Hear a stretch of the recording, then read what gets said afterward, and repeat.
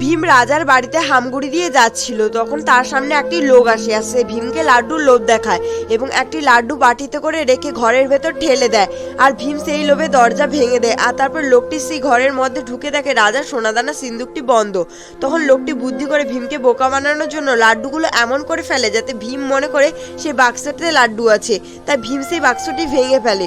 বন্ধুরা, যদি তোমরা ভীমের মতো শক্তিশালী হতে চাও তাহলে ভিডিওটিতে একটি লাইক ও তোমার নামটি কমেন্ট করে যাও।